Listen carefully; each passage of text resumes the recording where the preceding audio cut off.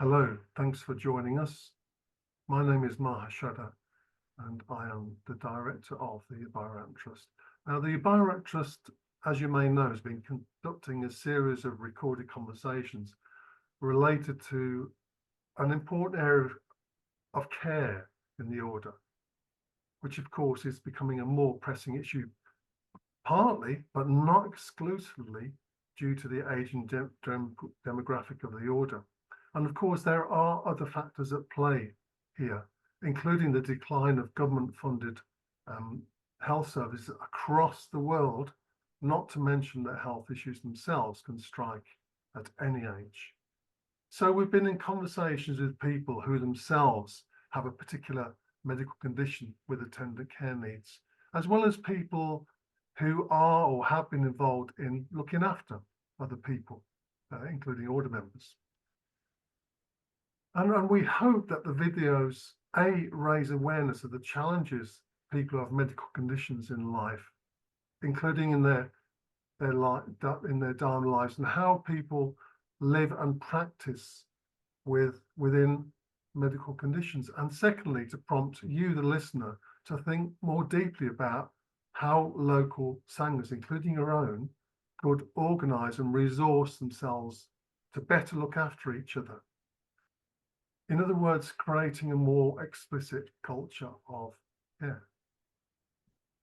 I'll be saying more about this later on in this video, and in relation to the Biorat Trust Local Care Network project.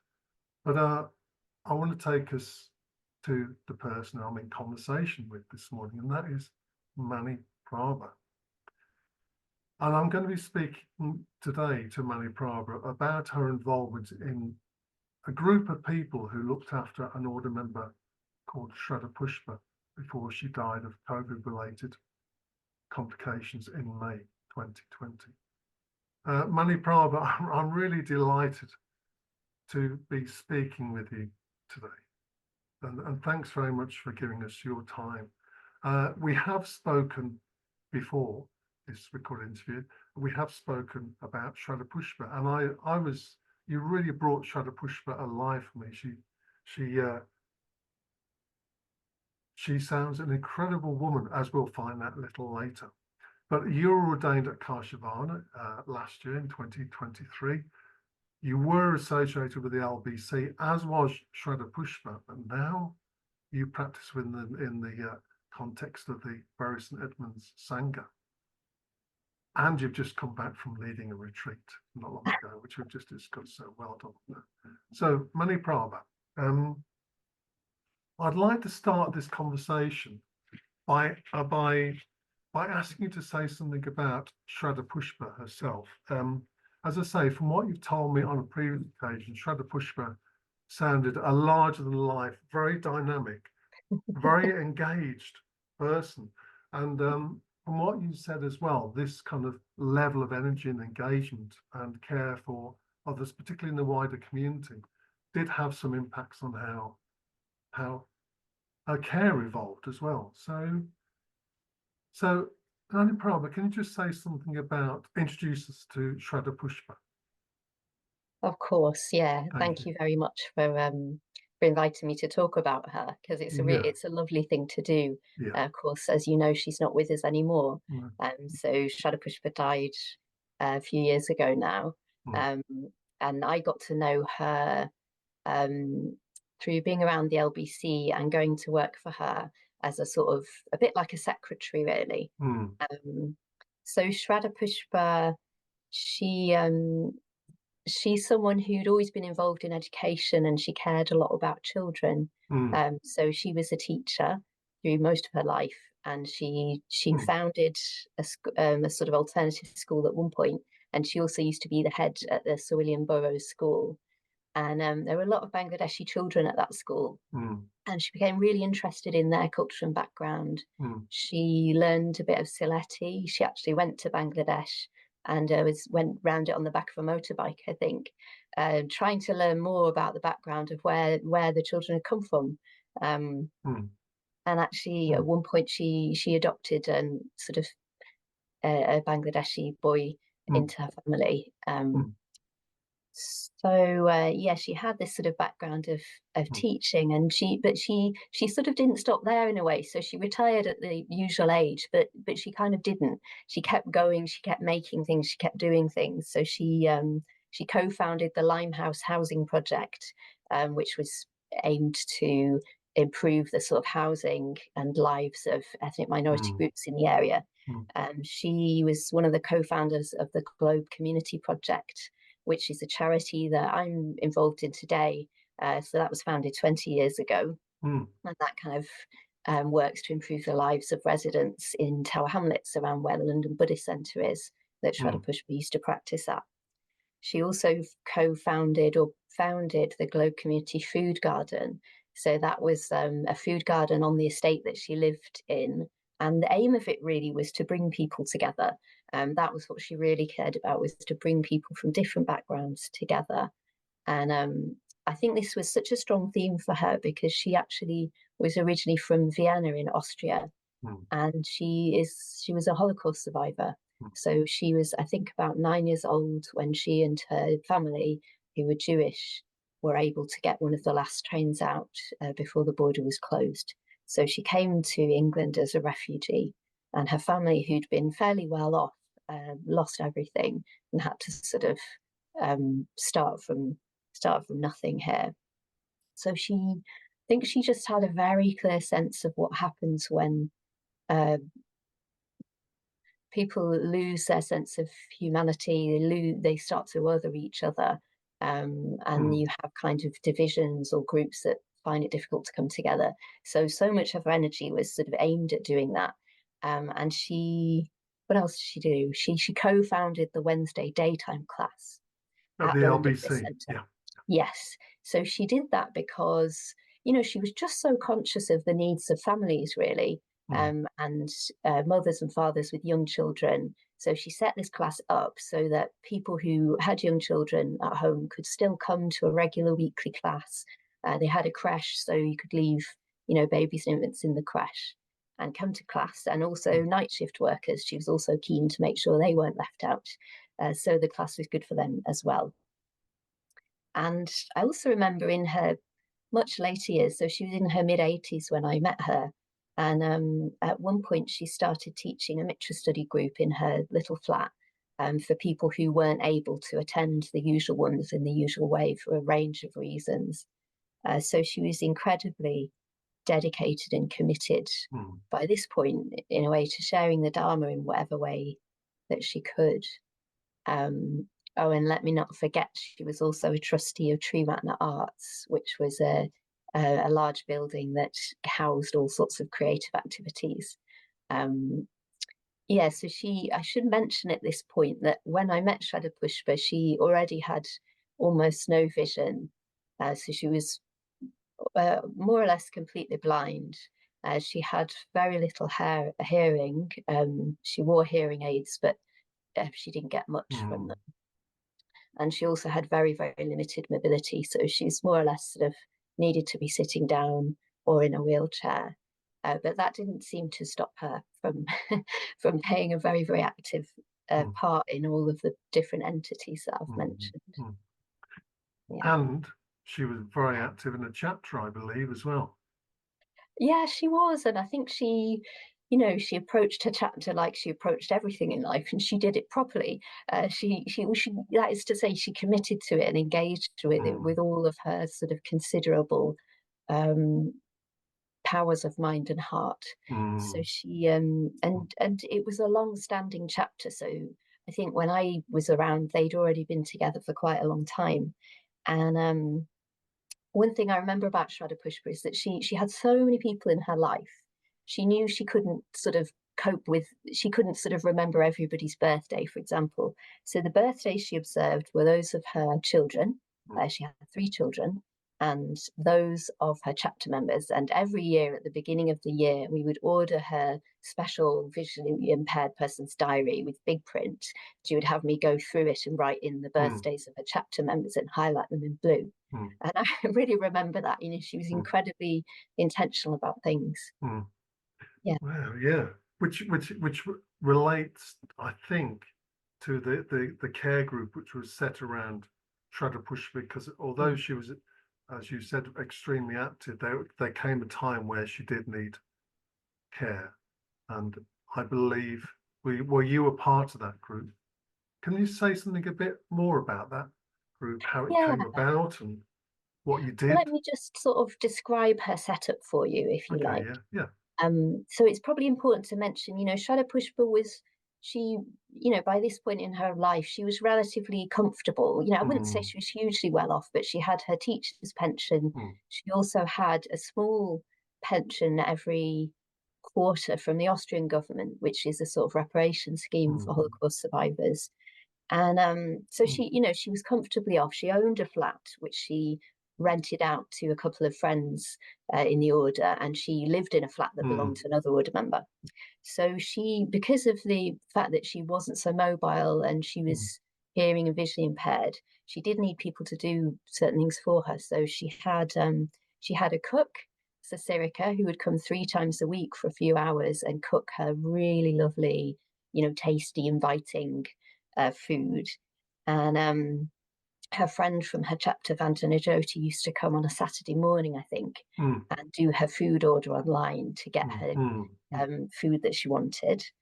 And she had me to come. I think I used to come 2 hours twice a week to do her secretarial things, like I said. So I would read her emails to her and then write back the things she wanted to write and help with a post and ring the bank and things like that.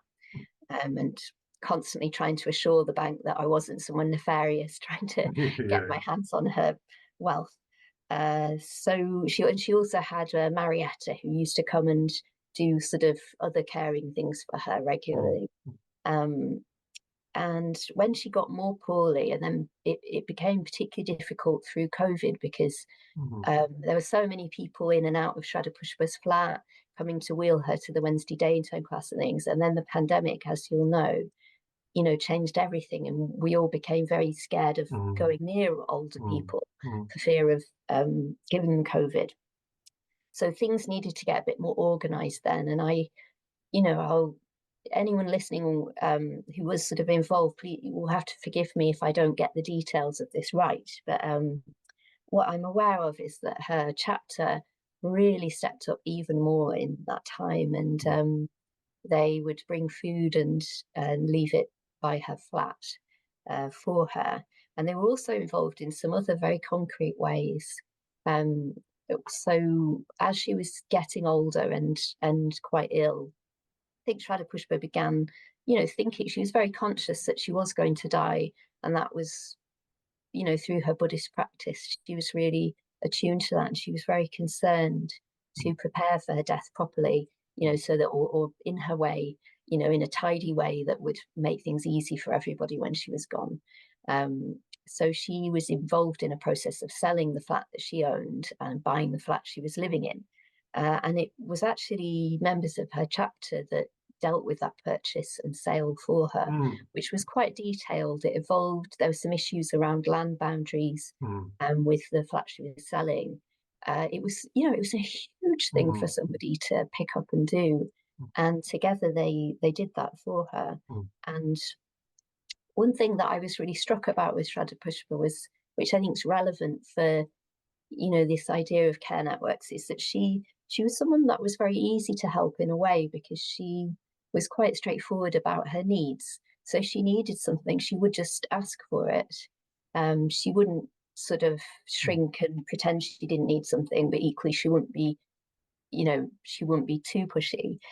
She was very straightforward and clear, and she was also very winning, very sweet, very good fun, very interested in people. You liked going to see her because she'd always be interested and want to hear what you'd been up to, and she had so much going on in her own life as well, even though she'd always be sat in her same armchair.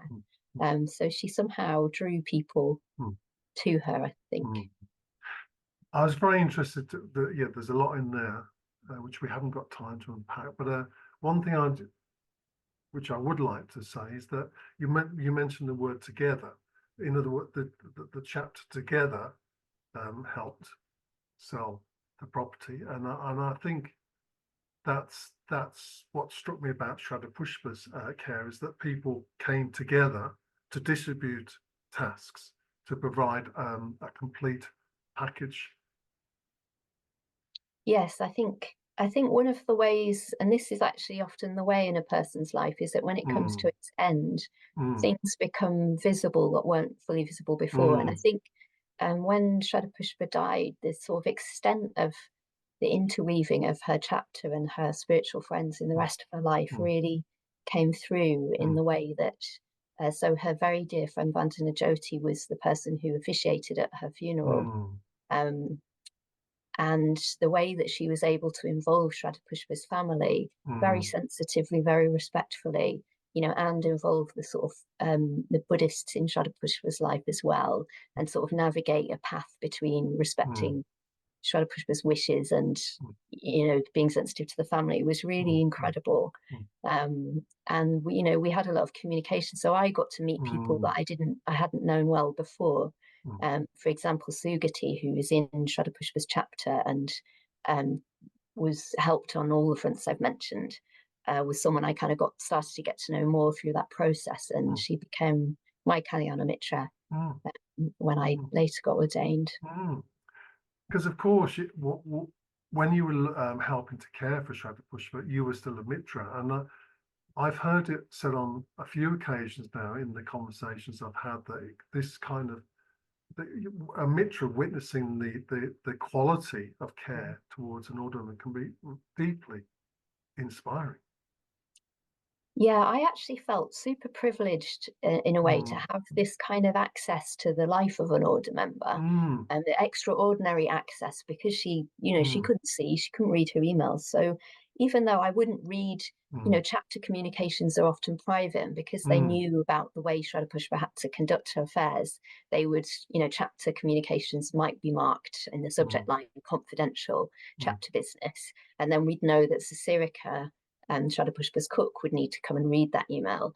But still, through the sort of limited dealings that I had, it was just incredible to me to see people who were not family, were not blood relatives of Shraddhapushpa, coming in and being so deeply involved in her affairs, being willing to do those things for her that normally you would only expect of a family member. I felt like I started to get a sense of what the order was, what it could be, and that definitely had a really positive effect on me. I just thought, whatever this thing is, I definitely, want to be a part of it. It's incredible. Yeah. Oh, that's really good. So how do you think the care support that you and others gave Shraddhapushpa help to die as a Dharma practitioner? Did you get a sense of that at all? I think there was a very strong sense of community. So she was just a few minutes walk away from the LBC, or a few minutes, being wheeled by someone else. And she'd been teaching at the Wednesday daytime class there for many years. So she was very well known. She'd given a huge amount. So there were these really strong connections linking her to so many people. And the LBC, London Buddhist Centre, as you know, is a really big centre.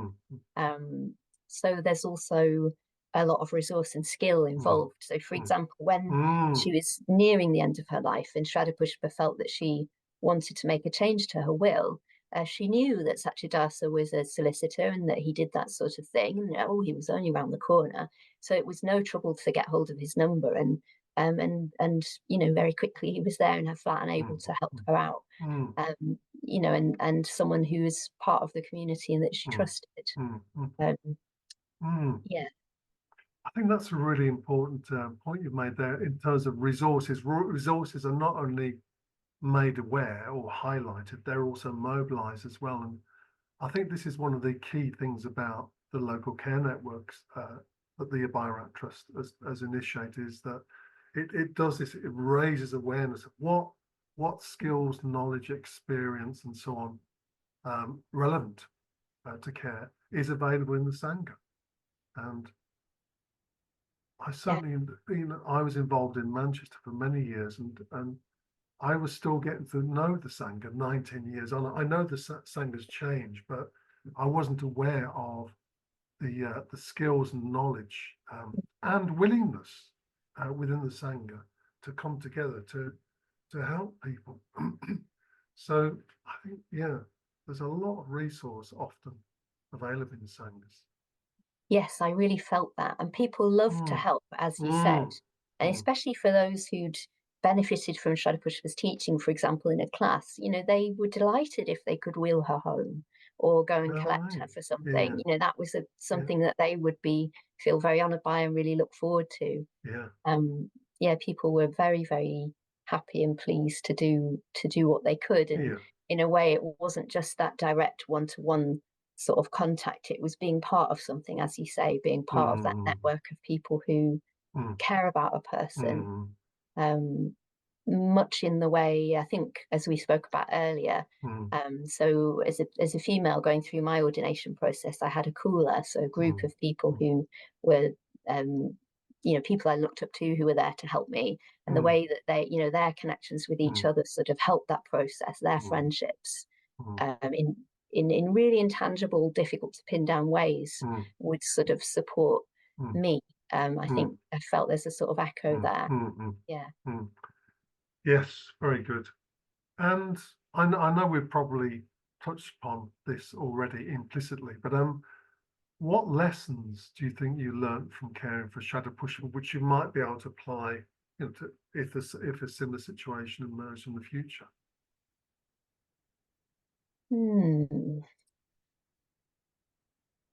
Well, I think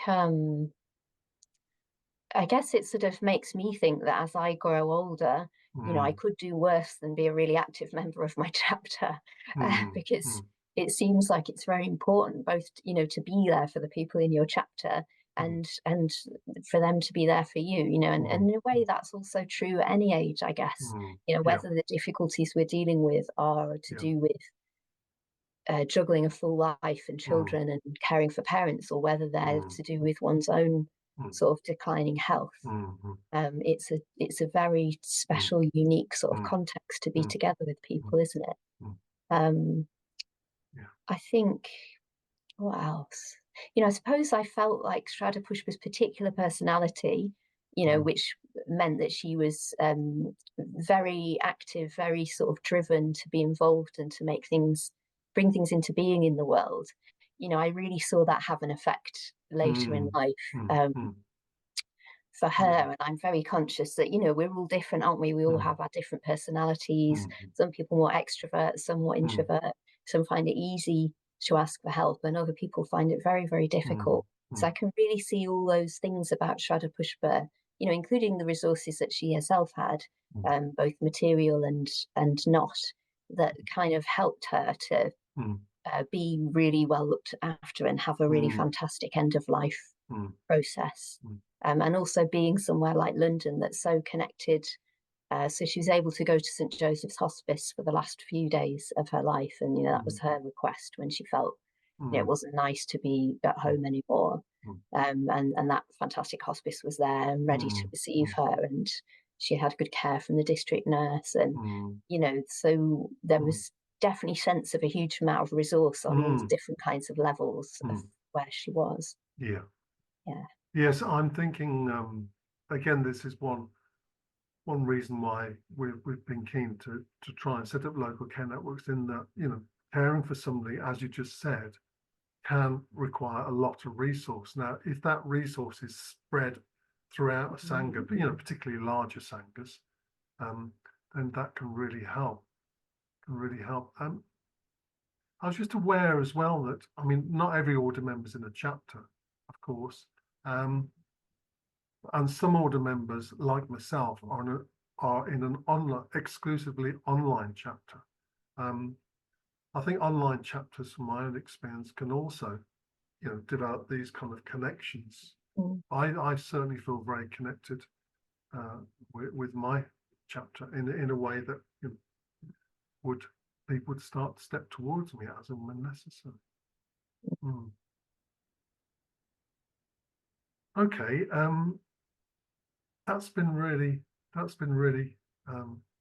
well, it's rich actually, Maniprabha. I really appreciate you bring alive not just Shraddhapushpa herself, but also the Sangha.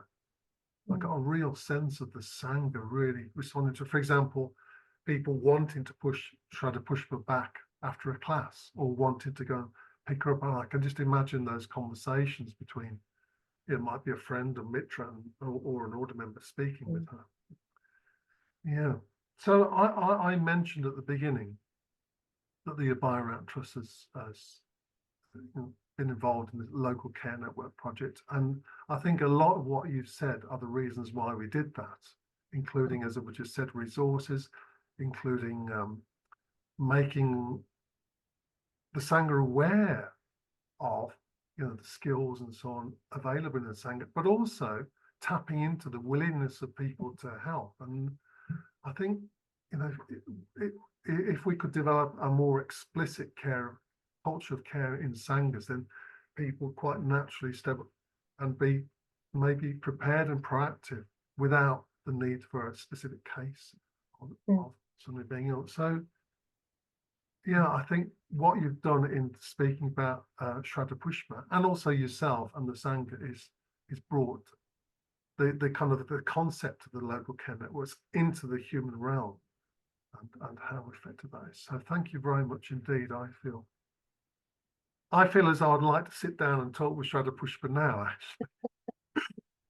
I never met her myself. So, well, yeah. I know that Mahashraddha, she would have approved very thoroughly of your work for the Abhayarana Trust.